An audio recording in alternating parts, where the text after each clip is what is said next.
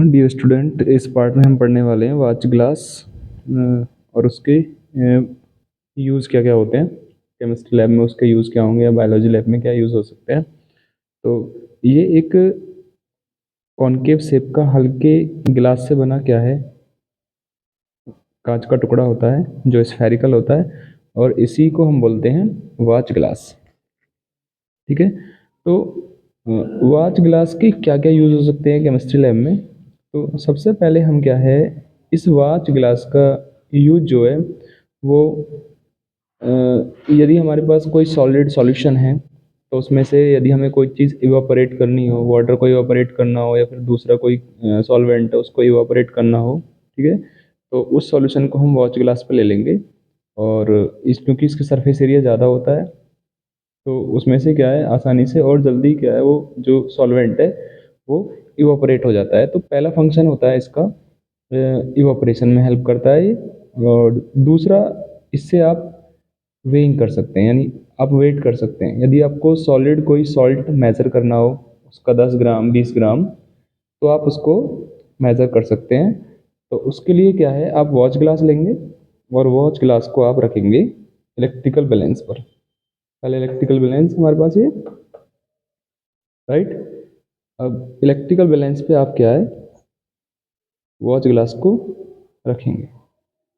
First आप क्या है इसका इनिशियल वेट मेजर कर लेंगे और आफ्टर दैट जो भी आप इस पर सॉलिड डाल रहे हैं तो आफ्टर कितने ग्राम आपको लेना है उसी के हिसाब से आप इसका वेट मेजर कर सकते हैं किसी भी सॉलिड सब्सटेंस का, राइट। जैसे मोर सॉल्ट हमने लेना हो तो मोर सॉल्ट, या फिर ऑक्जेलिक एसिड लेना हो ऑक्जेलिक एसिड, ठीक है। जो भी हमारे पास सॉल्ट है ना, या उसका हम क्या है, या कोई सॉलिड मटेरियल है उसका हम वेट मेजर कर सकते हैं।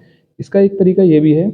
दूसरा ये है कि इसमें आप क्या है इसके वेट को आप ज़ीरो कर लीजिए। ज़ीरो कैसे करेंगे, आप टेयर का बटन दबाएंगे तो जिससे क्या हो जाएगा, इसका मास जीरो हो जाएगा, इसका वेट जो है जीरो हो जाएगा और आफ्टर दैट आप अपने सॉलिड का वेट कर सकते हैं, ठीक है, इस पे रख के। तो दूसरा ये हो गया कि ये वेइंग पर्पज से भी हम इसे यूज़ कर सकते हैं।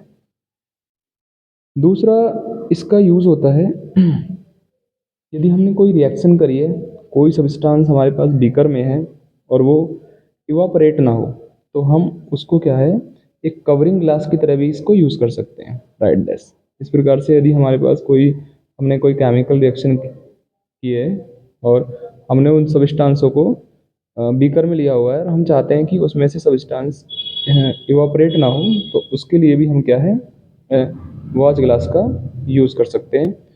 तो एक यूज़ ये भी है कि ये इवापोरेशन होने से बचाता है और जब आप इसको हीट करेंगे तो सब्सटेंस स्प्लैश ना हो। मान लीजिए हमारे पास ये ट्राइपॉड स्टैंड है और हम इसको क्या है हीट करना चाहते हैं किसी सब्सटेंस को।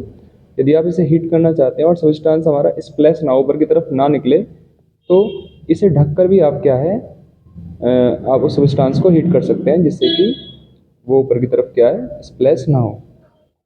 अनदर यूज़ इसका ये है कि यदि हमें लिटमस टेस्ट करना हो, यदि हमें एसिड और बेस की पहचान या एसिड और बेस को आइडेंटिफाई करना है कि ये सब्सटेंस एसिड है या बेस है, तो हम उस सब्सटेंस को वॉच ग्लास में ले लेंगे, उसकी कुछ ड्रॉप उसमें वाटर ऐड करके और उसमें लिटमस पेपर, जो भी हमारे पास एसिड है बेस है वो पर्टिकुलर लिटमस पेपर को क्या है उसमें ऐड करके हम ये चेक कर सकते हैं कि सब्सटेंस हमारा एसिड है या बेस है। यदि हमारे पास इस प्रकार से सब्सटेंस है तो इसमें हम क्या है इस लिटमस पेपर को ऐसे डुबोकर चेक कर सकते हैं कि सब्सटेंस हमारा एसिड है या बेस है। तो ये और यूज़ हो गया इसका वॉच ग्लास का।